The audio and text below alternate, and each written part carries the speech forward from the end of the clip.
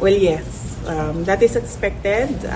Lagi namang pinapag-usapan among members of the House of Representatives ang impeachment at naririnig naman namin lagi yon.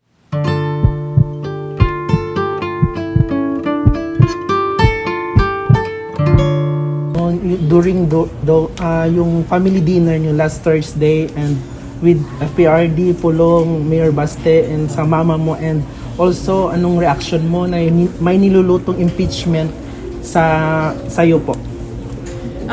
Okay. Sa family meeting nung nakaraan, wala namang napag-usapan na politics doon. Lahat yun na pag-uusap lang ng pamilya. Kasi yung mama ko, meron siyang 2 birthdays. Dahil late registration siya, apparently nagkamali. Sabi ng lola ko, nagkamali daw yung registrar at that time, 1948. Ang sinabi daw ng lola ko, April, ang sinulat daw ng registrar at that time is August.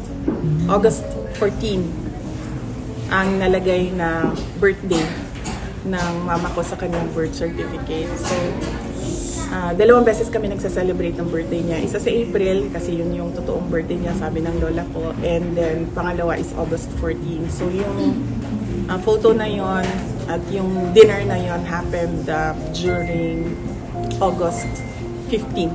1 day after sa supposed birthday niya, sa birth certificate niya. So, walang napag-usapan na politika doon. Lahat ang pinag-usapan ay inisa-isa nila mag-asawa yung mga apo. Kumusta na si, ano nang nangyari kay saan nag-aaral, yung mga ganun, updating sa pamilya. And yung impeachment po? Well, yes. That is expected.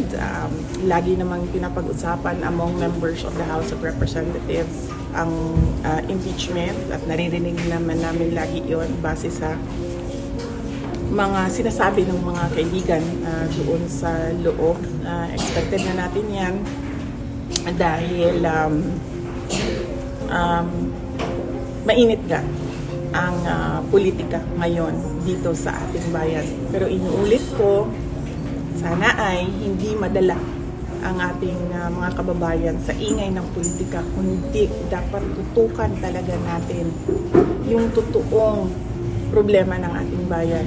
Problema talaga natin ngayon, unang-una masyadong mahal yung pagkain. Tsaka lumalaki yung mga taong, lumalaki yung segment ng population natin na mga naghihirap.